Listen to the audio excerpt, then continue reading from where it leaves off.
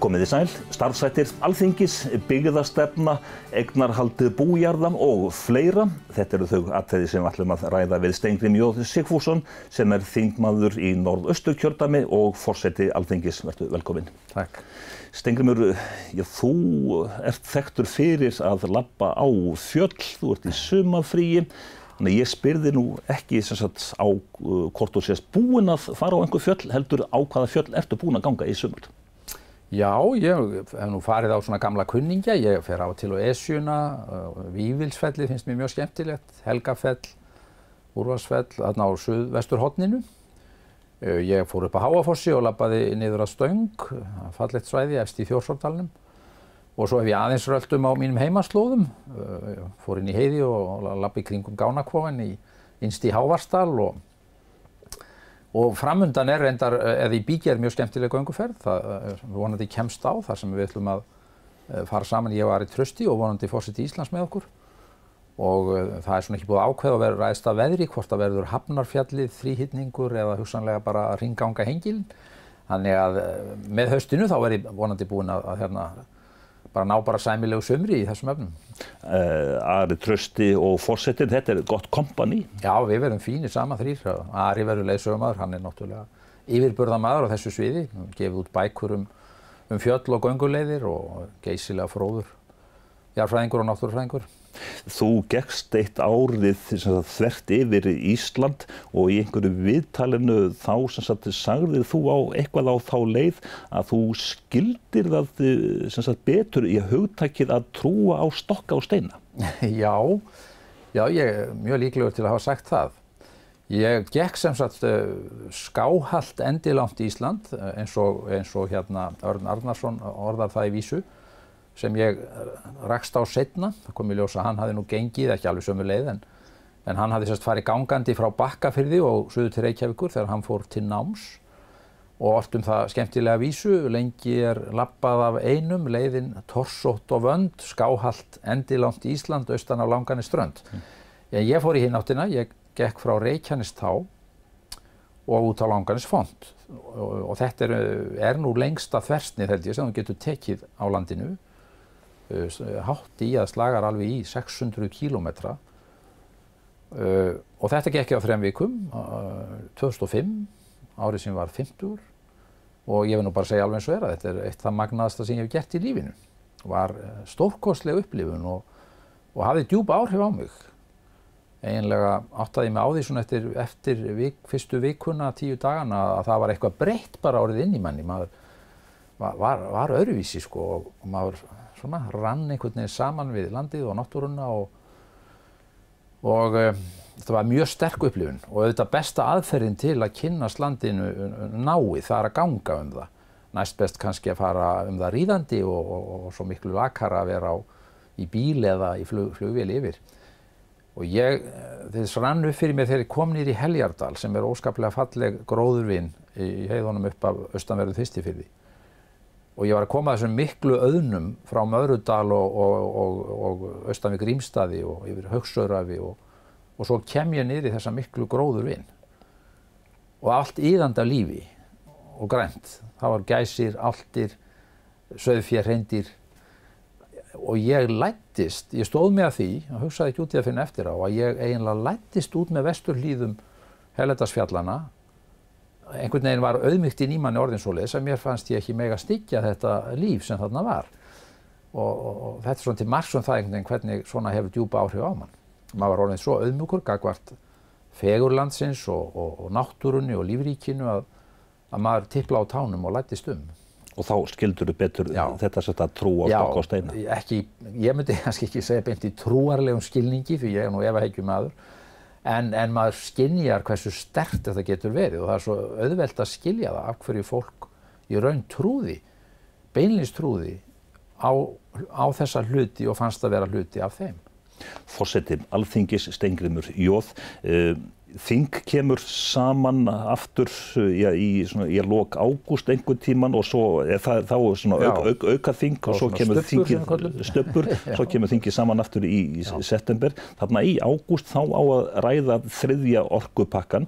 Þetta heljar stórt mál og viðkvæmt, þetta voru langar umræður. Starfshættir Alþingis, þú hefur boðað breytingar. Já, það var nú svo sem fyrir huga hvort sem að halda áfram við að glíma áfram við heildarendurskoðun á þingsköpum sem búin að vera í gangi undanfarin kjörtímabil en hefur dagað uppi ítrekað meðal annars vegna þessar kosningar hafa komið upp á óvænt. En ég ákvað svona í ljósi vetursins að flýta því og búin að biðja alla þingflokka að tilnefna menn í nefnd að endurskoða þingsköpin og þar undir verður að skoða svona hvort hægt að ná saman einhverja lagfæringar sem að sníða af ágalla sem ég held að flestir séu sammála að eru og svo kannski leggja drög að viðameiri breytingum sem tækju þá gildi á nýju kjörtímabili. Og það eiginlega eina leiðin til að gera grundvallar breytingar, það að ná samkomulagi eitthvað sem byrja svo bara á nýju kjörtímabili því þá vita menn ekki fyrirfram hvort þeir eru í stjórn eða stjórnarandstöðu og hvað snýr upp og hvað snýr niður. Og þá einhvern veginn auðveldar að ná saman. Heldur en að gera verulegar breytingar sem hafa áhrif á jafnvægið innan kjörtímabils. Hvaða breytingar eru þetta helst sem að þú ert að nefna? Já, það auðvitað augljóst að þessi óhefti ræðutími og þessir möguleikar til þess að halda annarri umræðu mál opinni endalaust með endurteknum 5 mínútna ræðum og tala ekki ef andsvör eru svo leyfð við þeim að þá getur hver 5 mínútna ræða og þú getur haldið 20-30 eins og dæmin sanna, kallað á andsvör í 15 til 18 mínútur og þá andsvörin 3 sinnum lengra en ræðan. Þetta auðvitað tómdella sko. Andsvör voru aldrei hugsuð svona. Þannig að þetta eitt af því sem ég vil fara yfir hvort að menn eru tilbúnir til að lagfæra strax. Við erum líka lent í vanda með hluti eins og þá að menn hafa rétt til þess að taka til máls atkvæðagreiðslu og það að breytast svolítið í 4. umræðuna. Sem ekki var heldur ætlunin, heldur var þetta ætlað sem eiginlega athugasemd eitthvað í atkvæðagreiðslunni. En þetta orðið eiginlega 4. efnisumræðu mál. Þingsköpin gerir nú ekki ráð fyrir að þurfi nema 3. Þannig að þetta eru svona hlutir sem eru þess eðlis að ég bind vissa vonir við að getum bara náð saman að lagfæra þetta strax. Forsætisnefnd getur sjálf gert tiltekna breytingar ef sæmilegur friður um það. En sumt af þessu er ekki skylda heldur heimildarákvæði. Það til dæmis þannig með andsvörin. Að forseta heimilt að veita andsvör. Hann ekki skyldugur til þess. Og það eitthvað sem við þurfum bara hreinlega að ræða. Erum við ekki búin að missa tökin á þessu? Traust þjóðarinnar til almennings og virðing, þetta nú ekki að skora hátt þessi leiðir? Við vorum á réttri leið, Alþingi var á réttri leið 3 ár í röð, var að ná upp undir það sem var nú kannski árum fyrir hrun, 30% eða svo traust, með öllum fyrirvörum þegar mælt traust til fyrirbæris eins og Alþingis sem samanstendur af ólíkum flokkum og þeir sem eru spurðir styðja suma þeirra en aðra ekki, þú voru alltaf að hafa það í huga, en svo urðum við fyrir ýmsum áföllum, það var bara viðurkennast í vetur og höfum dalað. En ég vil hins vegar meina að margt jákvætt eftir sem áður að gerast í störfum þingsins og við erum að keyra núna áætlun að efla þingið á ýmsan veg.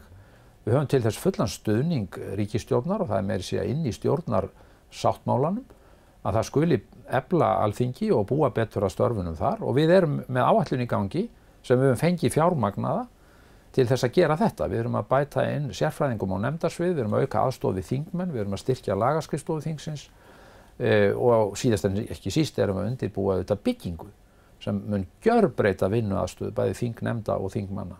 Þegar Alþingi starfandi, þingfundir, þá ég fundað 4 sinnum í viku ef ég mann rétt. Já.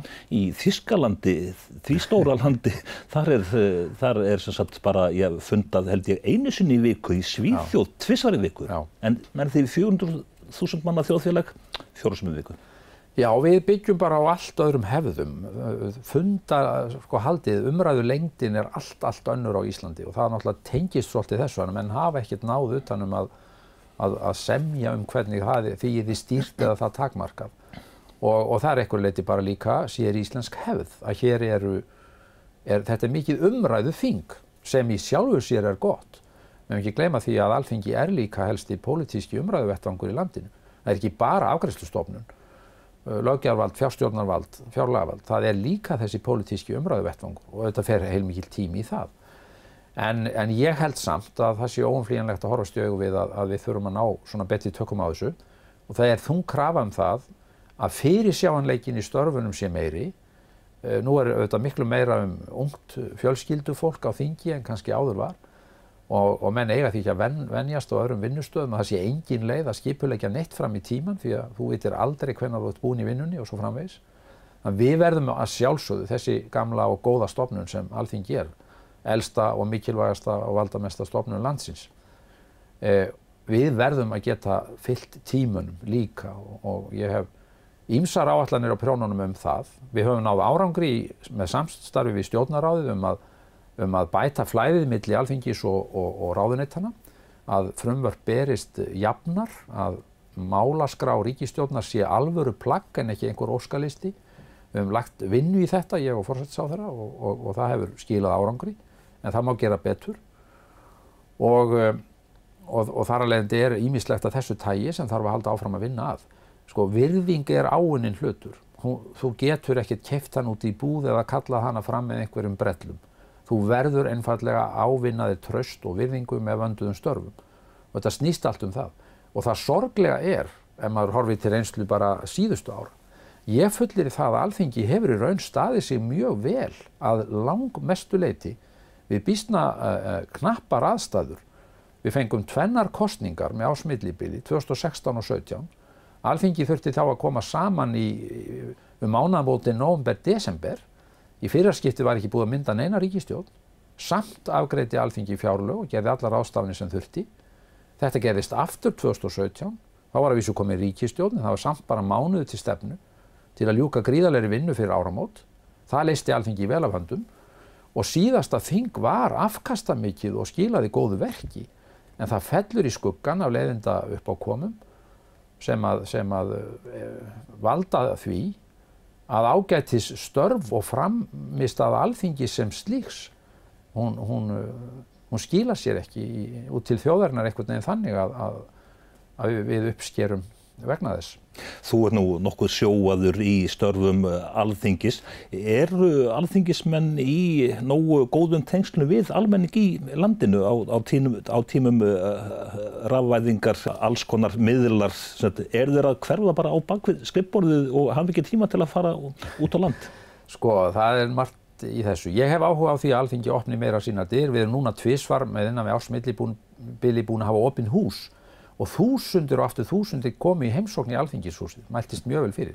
Ég vil gera meira af þessu. Alþingi ætlar að taka virkan þátt í lýðræðishátíðinni Lísu hér á Akureyri í haust. Ég vil gera meira af þessu. Varðandi þingmennina sjálfa og þingmannsstarfið, þá vil ég segja í fyrsta lagi að það eru 63 menn kjörnir á Alþingi Íslendinga. Af þeim eru 10-12 ráðherrar. Þeir hverfa ekki af þingi og taka ekki varamenn. Síðan einn forseti og svo framvegis. Eftir stendur 50 manna hópur sem verður að deila á sig allir í vinnunni. Manna 6-8 alþjóðanefndir, sinna fastanefndunum og sinna sínum kjördæmum. Þannig að þetta gríðarlega krefjandi og tímafrekt starf og ég held að megi svara spurningur tengslin við kjósendur á 2 vegu. Sumpart gerir tæknin það að verkum að þú ert í meira sambandi í gegnum netið og þá miðla, en sumpart hefa hinn persónlegu tengsl og hinn persónlega snerting rofnað. Af því hef ég miklar áhyggjur. Mér sýnist að það sé að á miklu undanhaldi að þingmenn sem sagt séu jafn nánum persónlegum tengslum og þekki.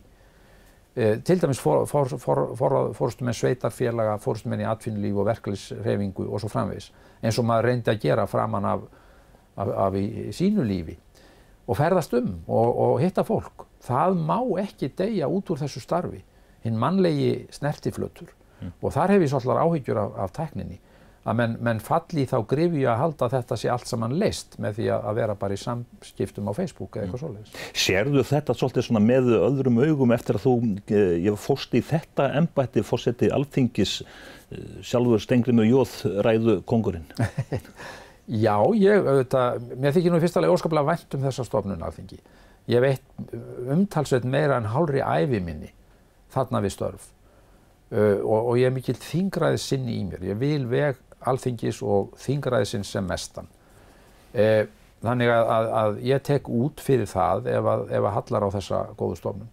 Ég set mig auðvitað núna dálítið í þær stellingar að horfa yfir þingið sem slíkt og hvernig er staða þess sem stofnunar og það er mín skylda og mitt hlutverk að reyna að gæta hagsmuna allra þingmanna og búa vel að þeim. Og þá fer ég að horfa á og hugsa ýmislegt svona, já, það er rétt. Við höfum til dæmis verið að gera ýmislegt, við höfum opnað upplýsingar ferðakostnað og endurgreiðslur allan á öllum kostnaði þingmanna, það sætti gagnrýni, sumpart réttmætri. Við höfum núna opnað þær bækur algjörlega. Hverjum einasta mánuði birtast allar endurgreiðslur á útlögðum ferðakostnaði, dvalarkostnaði, innanlands og utan og allt slíkt. Þetta er liður í því á okkar hálfu að reyna að ná trausti. En ég hef líka áhyggjur af því að það má ekki verða þannig að þingmenn verði hræddir við að ferðast. Hætti að þora að leggja í þann kostnað sem því er samfara að sinna stórum dreifbýlum kjördæmum. Það er óumflýjanlegt að það kostar. Það er óumflýjanlegt að þeir þingmenn sem reyna að viðhalda búsetu sinni út í kjördæmunum þurfa þar af leiðandi að fara fram og tilbaka vikulega hið minnsta, að því fylgir kostnaður og það á að vera þannig. Við viljum gera mönnum kleift að búa út í sinni kjördæmum ef þeir svo kjósa og taka þá á sig þann ferðakostnað sem því fylgir. Þannig að það eru alltaf tvær hliðar á málunum. Leið og það er sjálfsagt mál að veitum þetta allar upplýsingar, þá má það ekki fara þannig að menn verði feimnir við það að vera þingmenn og sinna sínum skyldum og rækja tengslin við kjördæmin og kjósendur. Þau mál sem að verða ofarlega á dagskráni þá í haust, má ekki gera ráð fyrir að það verði áfram allt vitlaust út af orkupakkanum? Nei, einhvern tíma bara klárast það mál og verður tekin til þess afstaða eins og á að gera. Það snýst að sjálfsögðu það að lokum talar Alþingi og alþingismenn með atkvæði sín og menn greiða bara atkvæði og bera á því ábyrgð og þá erum þau mál afgreidd. Og það er auðvitað þannig sem að lokum á að leiða mál til lykta á lýðræðislegan hátt og meiri hlutin ræður niðurstöðunni ef málin eru umdeild. Þannig ég hef ekkert stóra ágjörð því, Alþingi mun klára það verkefni enda er reyndar búið núna semjum það að þessu máli ljúki á þessum sumarstubbi og svo hefst bara nýtt löggjafarþing og við tökum til við það sem okkar býður þá og þá náttúrulega er það fyrst fjárlagafrumvarpið og svo framvegis. Jarðakaup og eignarhald auðmanna, hvað verður gert í þeim málum? Já, ég vona að svo sannarlega nú verði eitthvað gert, ekki bara talað. Þetta á sér langa forsögu, allt frá því að í aðdraganda EES-samningsins þá höfðu þetta ýmsir miklar áhyggjur af því. Að það gæti leitt til þess að uppkaupa á landi, fasteignum eða hlunindum yrðu mikil þegar það væri opnað fyrir þennan stóra sameiginlega markað. Þá töluðu menn strax mikið það að það þyrfti að setja girðingar í staðinn. En hvað hefur gerst síðan? Í reynd hafa girðingarnar frekar verið teknar niður.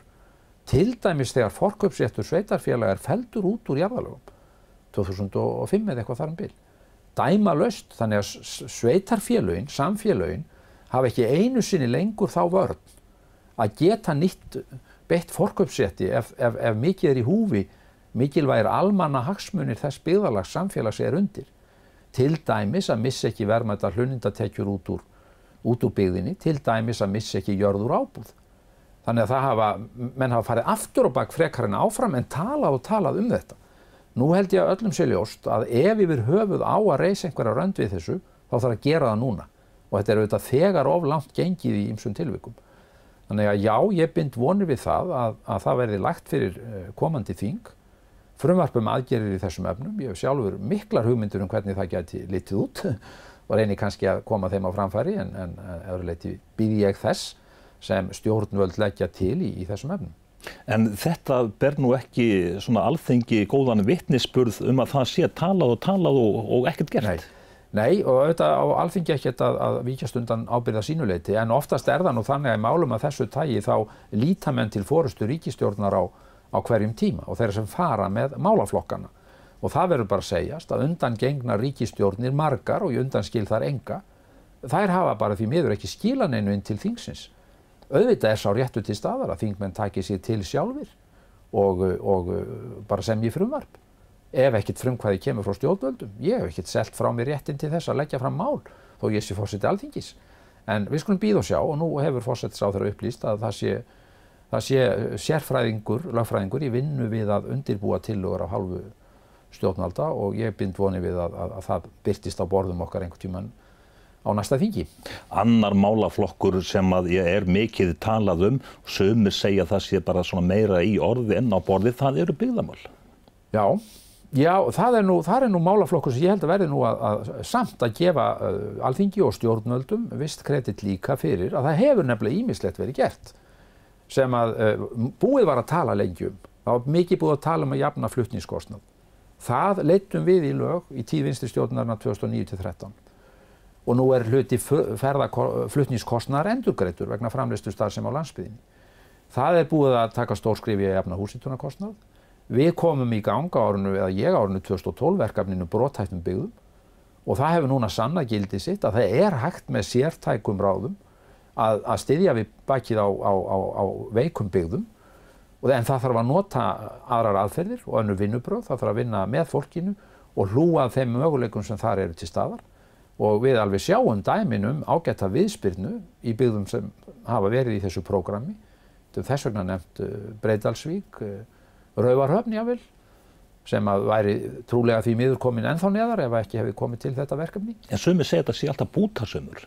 Já, en þetta samt viðurkenning á því að hinn almenna byggðastefna og hinn almennu breiðu úrræði. Þessar byggðir voru bara komnar í meiri vand en svo að þau dygðu.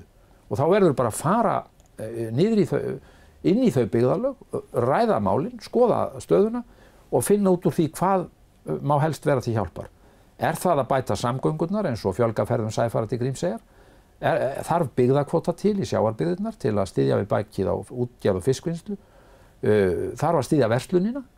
Verður ekki að vera verslun til þess að lífvænlegt sé í samfélaginu? Og þá bara setjum við pening í það. Það núna gert. Byggðastofnun styður núna við verslunarrekstur á nokkrum stöðum.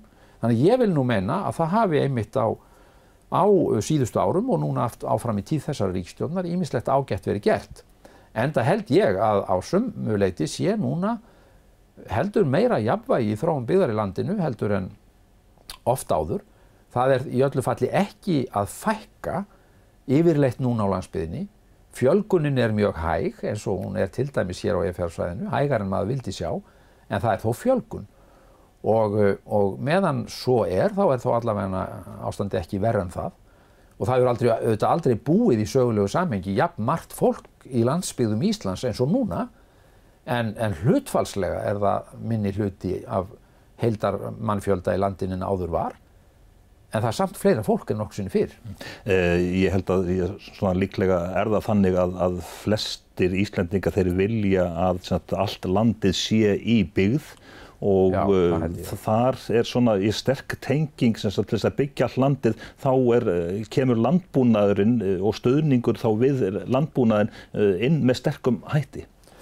Já, hann náttúrulega landbúnaðurinn hefur verið svo mikil kjölfesta og enn í strjálbýlinu og ef ekki honum til að dreifa, þá bara hætta á algjöru byggðarofi. Þess vegna þangað til og meðan annað hefur þá byggst upp og fyllt í skörðin, þá þetta augljóst mál að það út frá byggðasjónarmiðum skynsamlegt að styðja við bakið á honum, en síðan hefur landbúnaðurinn og matvælaframleiðslan og matvælaöryggið og hollustan og heilnæmið gríðarlegt gildi í sjálfum sér, ekki síst nú á tímum loftslagsbreytinga og þeirra þátta. Sauðfjárbændur, þeir nú ekkert neitt of ánægðir með stuðning ríkisstjórnarinnar við þá grein. Stuðningurinn hefur í sjálfu sér haldið sér nokkurn veginn í verðgildi talið en það hafa verið miklir erfiðleikar á mörkuðunum og kannski hafa bæði búvörusamningar og stuðningsaðgerðir ekki verið alltaf með þeim markvissasta hætti sem hægt væri að hugsa sér. Ég hef lengi talið að einhverju leyti ætti þessi stuðningur að vera meira bara við búsettuna og hlú að því að menn prófuðu eitthvað annað og eitthvað nýtt en standa jafnframt og leið vörð matvælaframleiðsluna og hlú að henni. Það undirstaða og grunnur að svo miklu öðru, til dæmis uppbyggingu ferðaþjónustunnar allt land. Við þurfum að virkja allt landið, allar byggðir sem þáttakendur í henni, dreifa álaginu allt land og til þess þarf fólk. Fyrir nú utan að menn kalla það kannski rómantík eða eitthvað gamaldags viðhorf.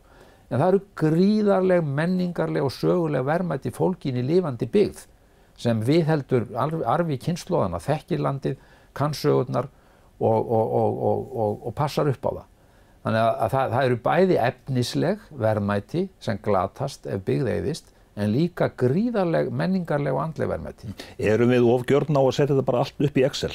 Já, og menn hafa farið stundum út í alveg fengilega útreikning á því að það kostaði svona og svona mikið að halda út í einhverri byggð. Það var einu sinni skrifuð byggð það hvað kostaði ríkið mikið að halda út í Grímsey.